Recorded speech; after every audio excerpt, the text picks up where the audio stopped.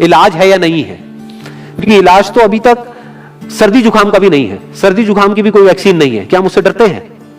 नहीं डरते हैं। क्यों? क्योंकि ज्यादा लोग नहीं मरते हैं। तो सबसे पहले डेथ रेट कैलकुलेट करते हैं कि एग्जैक्टली कितना है। कितने टेस्ट हुए? 40 लाख टेस्ट हुए, उसमें से 2 लाख लोगों को हुआ, तो नियर अबाउट एवरेज कितनी आई? 5% की। अगर यही हमने 4 करोड़ टेस्ट करे होते तो कितने डिटेक्ट हो गए होते अब तक? 20 लाख हो जाते। 40 करोड़ करे होते तो कितने हो जाते? 2 करोड़ हो जाते। टोटल अगर कर लिए होते हमने टेस्ट 130 करोड़ का, तो कितना नंबर निकल करके आ जाता? Near about 5 crore. इसका मतलब 5 करोड़ लोगों को या तो आज की डेट में है या हो चुका है। और एक और मजे की बात यह है कि कोरोना में ऐसा नहीं है कि जिसको भी होता है उन सबके सिम्टम्स आते हैं। 80% से ज्यादा जो केसेस होते हैं वो असिम्टोमेटिक होते हैं, उनमें कोई सिम्टम्स नहीं आते हैं। यानी अगर मुझे हो गया है और मैं ठीक भी हो गया हूं तो मुझे पता तक नहीं है। वो तब मुझे पता लगेगा अगर मैं अपने टेस्ट कराऊंगा, जिसको एंटीबॉडी टेस्ट बोलते हैं, और मेरी बॉडी में एंटीबॉडीज मिलेंगी, तब मैं कह सकता हूं कि हाँ मेरे को था और वो ठीक हो गया है। तो अभी अगर हम बेसिक सी कैलकुलेशन करें तो 5 करोड़ निकल करके आ रहा है नंबर। उसमें से डेथ कितनी हुई है? 5800। तो 5 करोड़ में से 5800 डेथ हुई है। पहले तो इसको कैलकुलेशन को हमको ठीक करना है। डेथ को अंडर रिपोर्ट करने का कोई तरीका नहीं है, बल्कि ओवर रिपोर्ट किया जा सकता है। ओवर रिपोर्ट कैसे? फॉर एग्जांपल आपकी बॉडी में टेस्ट हुआ, आपकी बॉडी में मिला कोरोना वायरस, लेकिन आपके अंदर पहले ही बहुत सारी प्रॉब्लम्स चली रही थी, तब भी आपकी किसी ना किसी वजह से डेथ होने ही वाली थी। बट क्योंकि ये कोरोना आया आपकी बॉडी में, इस वजह से आपकी डेथ हो गई, तो ये ट्रिगर कर गया। तो ये जो 5800 का नंबर है, ये इससे कम तो हो सकता है, इससे ज्यादा होने के चांसेस बहुत कम है। बट एक बार को हम मान लेते हैं कि इतना ही है नंबर, ना कम है ना ज्यादा है, तो कितनी परसेंटेज निकल करके आई? 5 करोड़ में से अगर 5800 डेथ्स हुई हैं तो क्या परसेंटेज निकल करके आई? Near about 0.01%। ये उससे बहुत कम है जितनी डेथ्स हमारे यहां पे होती हैं रोड एक्सीडेंट की वजह से। हर साल की अगर हम एक कैलकुलेशन देखें तो 1.5 लाख से ज्यादा डेथ हो जाती है इंडिया में रोड एक्सीडेंट्स की वजह से। हर 4 मिनट में एक डेथ होती है रोड एक्सीडेंट की वजह से। और अगर अभी आप देखोगे सड़कों पे एक बहुत ही फनी चीज नजर आ रही है, 2 व्हीलर पे जा रहे हैं, मास्क सबने लगाए हुए हैं, कभी भी नोट करना इस चीज को। हेलमेट नहीं पहने हुए, हेलमेट बहुत कम लोगों ने पहने हुए हैं। इससे हमको क्या समझ आ रहा है? क्या ये समझदारी है, बेवकूफी है? क्योंकि हेलमेट ना लगाने की वजह से उनके मरने के चांसेस उससे बहुत ज्यादा है, कई गुना ज्यादा है जितना कि कोरोना से मरने के उनके चांसेस है। तो ये डर है जो चारों तरफ फैल रहा है, और मीडिया डर को और बढ़ाता चला जा रहा है। और क्योंकि सही इंफॉर्मेशन किसी के भी पास में नहीं है, या सही कैलकुलेशन किसी के पास में नहीं है, ये जो अभी हम कर रहे हैं इसको मैथमेटिकल मॉडलिंग बोलते हैं। यानी एक डेटा को देख करके एक मॉडलिंग करी जाए और फिर समझा जाए कि एक्चुअल में जो सही डेटा है वो क्या है। ये नहीं कि लिमिटेड डेटा के बेस पे हम कोई भी कंक्लूजन ड्रॉ कर लें और उसके बेस पे डरते रहें। तो अगर इसका डेथ रेट 0.01% है तो हम सब इतना डर क्यों रहे हैं? क्या कुछ और है जिससे हमको डरना चाहिए, जिससे हम नहीं डर रहे हैं, जिसके बारे में कोई बात नहीं कर रहा है, जो इससे लाख गुना ज्यादा भयानक है? मतलब कोरोना से लाख गुना ज्यादा खतरनाक कुछ है जिससे हम नहीं डर रहे हैं और इससे हम डर रहे हैं। वो क्या है जिससे हमको डरना चाहिए? अनएम्प्लॉयमेंट। अभी पीछे कुछ आर्टिकल्स आए थे न्यूज़पेपर में जहां पे एक फिगर आई थी निकल करके, I am not too sure ये फिगर कितनी सही है कितनी नहीं है, जहां पे आया था कि 13 करोड़ लोग अनएम्प्लॉयड हो गए। इस फिगर से हमको डरना चाहिए। 13 करोड़ लोग अनएम्प्लॉयड होने का मतलब हम समझते हैं कि इसका मतलब क्या है? इसका मतलब ये, अगर इकोनॉमी पॉइंट ऑफ व्यू से देखोगे, कि ये जो 13 करोड़ लोग हैं ये अपने जो खर्चे हैं वो बहुत ही लिमिट में कर देंगे। जिस बंदे की नौकरी चली गई है, क्या वो जाकर के मार्केट में नए कपड़े खरीदेगा? क्या अपने बच्चों के लिए खिलौने खरीदेगा? ट्रैवल एंड टूरिज्म तो भूल ही जाओ। ऐसी और हजारों इंडस्ट्रीज हैं जिनकी धज्जियां उड़ जाएगी क्योंकि डिमांड कम हो जाएगी ओवरऑल इकोनॉमी के लेवल पे। जब डिमांड कम होगी तो क्या करना पड़ेगा इन ब्रांड्स को, इन कंपनीज को क्या करना पड़ेगा, इन मैन्युफैक्चरर्स को क्या करना पड़ेगा? अपनी सप्लाई को कम करना पड़ेगा। जितनी उन्होंने सप्लाई कम करी, अनएम्प्लॉयमेंट और बढ़ गया। कि आज जो नंबर 13 करोड़ है वो बढ़ करके कितना हो गया? 20 करोड़। यानी पूरा का पूरा लूप बन जाएगा। इस लूप को बोलते हैं रिसेशन, जो ग्लोबली ऑलरेडी रिसेशन आ चुका है। और अगर यही रिसेशन और डीप होता चला जाए तो उसको बोलते हैं डिप्रेशन, जहां से एक इकोनॉमी को बाहर आने में 5 से 10 साल लगते हैं। तो इकोनॉमी का पहले ही बुरा हाल था, प्लस इस कोरोना की वजह से और बुरा हाल हो गया है, प्लस जो रहा सहा हमारा जो अपना डर है वो सिचुएशन को और खराब करता चला जा रहा है। और इस डर को हर कोई बढ़ा रहा है, कोई भी कम करने का काम नहीं कर रहा है। एक्चुअल में अगर आप मेरे स्टैंड पॉइंट से देखोगे तो डरने की कोई जरूरत ही नहीं है, क्योंकि जो डेथ रेट है वो बहुत ही कम है। तो हम डर क्यों रहे हैं? सोचो।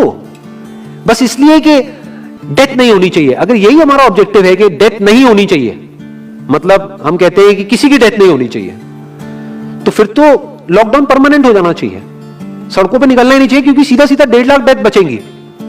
1.5 लाख लोग जो हर साल एक्सीडेंट में मरते हैं, उनको हम बचा सकते हैं ना, उनकी लाइफ बच जाएगी। परमानेंट कर दो लॉकडाउन को। कैसा है आइडिया?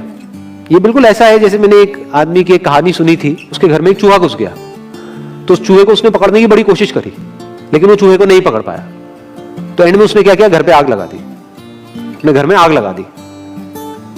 उसके बाद भी चूहा तो बच करके निकल गया, घर चला गया, घर जल गया। यही हालत है इसकी, कोरोना की। इस डर को हमको खत्म करना पड़ेगा, तब जाकर के इस प्रॉब्लम का एक्चुअल में सॉल्यूशन निकलेगा, जो रियल प्रॉब्लम है। और रियल प्रॉब्लम कोरोना नहीं है। रियल प्रॉब्लम क्या है? हमारी जो इकोनॉमी है। रियल प्रॉब्लम क्या है? अनएम्प्लॉयमेंट। तो इस वीडियो के थ्रू मैं अपनी एक हम्बल रिकमेंडेशन देना चाहूंगा गवर्नमेंट ऑफ इंडिया को, या जो भी लोग एक पर्टिकुलर पोजीशन पे हैं उन लोगों को, कि हमको टेस्ट करने कम करने हैं, टेस्ट बढ़ाने नहीं है। अभी हम गलती क्या कर रहे हैं? टेस्ट बढ़ाते चले जा रहे हैं, जिसकी वजह से केसेस बढ़ते चले जा रहे हैं, जिसकी वजह से डर बढ़ता चला जा रहा है। गवर्नमेंट क्या एक क्राइटेरिया नहीं बना सकती कि जो क्रिटिकल केसेस है बस उन्हीं का टेस्ट करो, क्योंकि उन्हीं को हॉस्पिटल में एडमिट करने की जरूरत है, तो उन्हीं का टेस्ट होना चाहिए ना। जो वैसे ही ठीक हो रहे हैं, अपने आप ही ठीक हो रहे हैं, जिनको माइनर सिम्टम्स हैं और वो खुद ही ठीक हो रहे हैं, उनका टेस्ट करने की क्या जरूरत है? उससे तो पैनिक और बढ़ेगा। अगर टेस्ट कर भी दिया तो हम करने क्या वाले हैं? उनको क्या हॉस्पिटल में एडमिट करने वाले हैं? नहीं, घर पे क्वारंटाइन करने वाले हैं। अभी जो क्वारंटाइन वाला फंडा है, ये भी जब बेस छोटा होता है तब तो काम करता है, जब करोड़ों में हो जाता है तब काम नहीं करता है।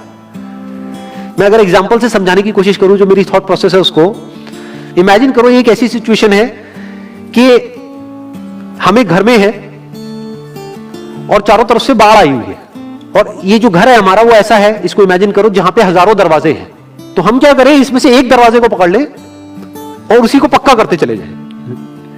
ये है क्वारंटीन, और बाकी के हजारों खुले पड़े हैं। एक को हम पक्का करते चले जा रहे हैं, क्योंकि यहां से पानी अंदर नहीं आना चाहिए। इंडिया की पॉपुलेशन क्या है? 130 करोड़। टेस्ट कितने हुए हैं अभी तक? 40 लाख। दिल्ली के कितने हो रहे हैं? 1 लाख। महीने के कितने हुए? 30 लाख। साल के कितने हुए? 3 करोड़ 60 लाख। तो यानी कि अगर हमको सबका टेस्ट करना है तो कितने साल लगेंगे? 36 साल। तो जब हमको दिख रहा है साफ साफ कि हम सबका टेस्ट कर ही नहीं सकते, तो हम टेस्ट क्यों बढ़ाते चले जा रहे हैं?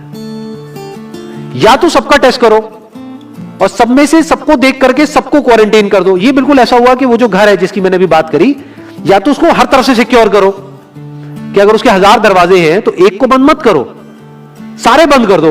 तब आप कह सकते हो कि पानी अंदर नहीं आएगा, कि हमने 130 करोड़ लोगों का टेस्ट कर लिया है, उसमें से केसेस निकल गए हैं 6 करोड़, और 6 करोड़ को हमने क्वारंटीन कर दिया है।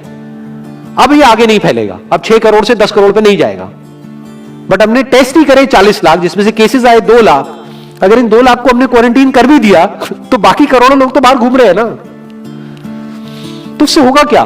तो अब हमको समझ जाना चाहिए कि इसको रोकने का कोई तरीका नहीं है। तो अब इसका प्रैक्टिकल सॉल्यूशन क्या है? गवर्नमेंट की तरफ से हमको सिर्फ ये इंफॉर्मेशन चाहिए कि भैया अभी कितने बेड्स ऑक्यूपाइड हैं आपके स्टेट में, और अभी कितने और आपने अरेंजमेंट कर रखा है, और कितने और कर सकते हो। अब वो बेड चाहे किसी हॉस्पिटल में हो चाहे किसी होटल में हो। और प्लस ये इंफॉर्मेशन क्यों नहीं जा रही लोगों के पास में कि इतना डरने की जरूरत नहीं है जितना आप डर रहे हो। हाँ ठीक है, प्रिकॉशंस लो, सेफ्टी मेजर्स लो, सोशल डिस्टेंसिंग को मेंटेन करो, लेकिन इतना डरने की जरूरत नहीं है जितना आप लोग डर गए हो, क्योंकि डेथ रेट कम है। ये इंफॉर्मेशन जानी चाहिए अब लोगों के पास में, वक्त आ चुका है। अगर ये नहीं गई तो प्रॉब्लम सॉल्व नहीं होने वाली इकोनॉमी के लेवल पे। कॉन्फिडेंस खत्म हो चुका है, रियलिटी को हमको पहले समझना होगा। अभी प्रॉब्लम क्या हो रही है? हम कह रहे हैं कि हाँ कंस्ट्रक्शन एक्टिविटीज अलाउड है। गवर्नमेंट को क्या लग रहा है? अलाउड बोल करके सारी प्रॉब्लम सॉल्व हो जाएगी। अलाउड तो हो गई, बट मेरे जो फ्रेंड्स हैं जो कंस्ट्रक्शन इंडस्ट्री में हैं, वो बता रहे हैं कि लेबर ही नहीं है, लेबर सारी अपने गांव चली गई है। तो अब कौन कंस्ट्रक्शन करेगा वहां पे? अब ये लेबर चली तो गई है, इसको वापस कैसे बुलाओगे? मीडिया में अगर रोज ये दिखेगा कि केसेस बढ़ रहे हैं, केसेस बढ़ रहे हैं, केसेस बढ़ रहे हैं, वापस आएंगे वो लोग? 1 से लाख नहीं आएंगे। तो उनको मीडिया में क्या दिखना चाहिए, न्यूज में क्या दिखना चाहिए? कि अब ये प्रॉब्लम सॉल्व हो रही है। तो लोगों के अंदर का डर निकलना चाहिए। यानी जो भी मैंने अभी तक कहा, अगर मैं उसको सम अप करूं तो वो क्या है प्रैक्टिकली, अगर पॉइंटर्स में सॉल्यूशन देखा जाए? नंबर 1 मोस्ट इंपॉर्टेंट, टेस्ट धीरे धीरे हमको कम करने हैं, बढ़ाने नहीं है। दिन के 1 लाख टेस्ट हो रहे हैं, मैं ये नहीं कह रहा कि एकदम से 10,000 कर दो, 1 लाख के 90,000 कर दो, एटलीस्ट बढ़ाओ मत। समझ गए? 1 लाख के 1.5 लाख टेस्ट मत करो दिन के, 2 लाख मत करो, क्योंकि तब भी 36 साल लगेंगे पूरा करने में। अगर आपने स्पीड डबल भी कर दी तब भी 18 साल लगेंगे। 18 साल तक तो पता नहीं ये बीमारी कहां होगी, किसी को याद तक नहीं होगा। तो करना क्या है गवर्नमेंट को, अगर थोड़ा सा सेंसिबली चले कि टेस्ट को धीरे धीरे कम करते चले जाओ, यानी 1 लाख से 90,000 कर दो, फिर कुछ दिन बाद 80,000 कर दो, फिर 70,000 कर दो। इसकी वजह से क्या होगा, मीडिया में केसेस कम होते हुए दिखेंगे, अखबारों में केसेस कम होते हुए दिखेंगे, हर जगह पे जहां पे अभी आ रहा है कि अभी तक की सबसे बड़ी फिगर, आज तक के सबसे ज्यादा केसेस, वो सब धीरे धीरे कम हो जाएंगे। कम मीडिया में पैनिक फैलेगा, कम पैनिक फैलेगा लोगों में, धीरे धीरे लोग बाहर निकलना शुरू होंगे, जो अभी नीड ऑफ द आवर है। धीरे धीरे लोग बाहर निकलेंगे, धीरे धीरे डिमांड बढ़ेगी, धीरे धीरे लोगों में कॉन्फिडेंस आएगा, धीरे धीरे लोग जो गांव चले गए हैं वो वापस आएंगे। एक्चुअल में काम शुरू होगा, ऑन पेपर नहीं कि काम शुरू हो गया है, एक्चुअल में लोगों का काम शुरू होगा, लोगों का काम शुरू होगा, इकोनॉमी शुरू होगी। बिल्कुल ऐसा है जैसे 2 महीने के लिए आप किसी गाड़ी को बंद करके कहीं पे रख दो गैराज में, तो क्या होगा, बैटरी डाउन हो जाएगी, उस वक्त क्या करना पड़ेगा, उसको धक्का मारना पड़ेगा। तो अभी उस धक्के की जरूरत है, जंप स्टार्ट की जरूरत है। अब जो टाइम है वो डरने का नहीं है, इस डर को खत्म करने का है, क्योंकि कोरोना ने जितने लोगों को नहीं मारा, ये डर मारने वाला है असलियत में। तो अब इस डर को खत्म करने का टाइम आ गया है। अब हम सबको मिलकर के दिमाग ये लगाना है, ये नहीं कि डर को कैसे बढ़ाएं, बल्कि दिमाग ये लगाना है कि डर को कैसे कम करें या खत्म करें, और लोगों के कॉन्फिडेंस को कैसे वापस से लेकर के आए।